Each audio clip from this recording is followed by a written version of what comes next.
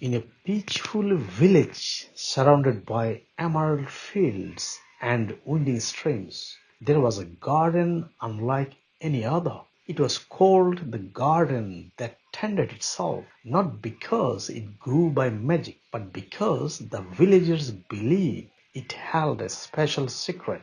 The garden belonged to a woman named Lila, who was known for his kindness and gentle spirit. Every morning she would rise with the sun, watering the plants, pruning the trees, and talking softly to the flowers. Lila's garden was full of life, bright marigolds, fragrant jasmine, ripe mango trees, and lush green herbs. The villagers often admired how the garden seemed so vibrant without signs of struggle or weeds. One day a stranger came to the village. He saw a scholar from a distant city, curious about rural life. Hearing of Lila's famous garden, he asked, "Madam, what is the secret to such a perfect garden?" Lila smiled and invited him to walk with her through the garden's winding paths. "The garden tends itself," she said, "but only because it is part of a larger balance." The scholar looked puzzled.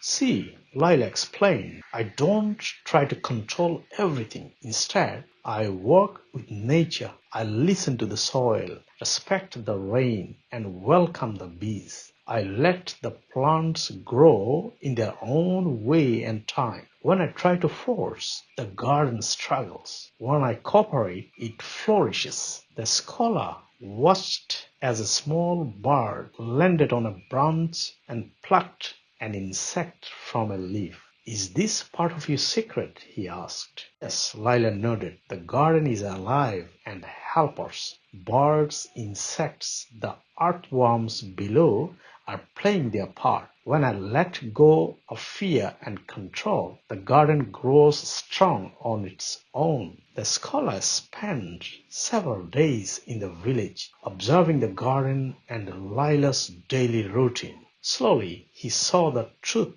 in her words. Inspired, the villagers began to change their approach to farming and life. They stopped fighting nature's rhythms and started cooperating, planting according to the seasons, using natural compost, and encouraging wildlife to thrive. The fields grew greener, the harvest richer, and the village felt alive with renewed energy. One afternoon, as Lila sat under the shade of her mango tree, the scholar asked, "Do you ever worry the garden might fail if you do less?" Lila smiled warmly. "I worry less because I understand more.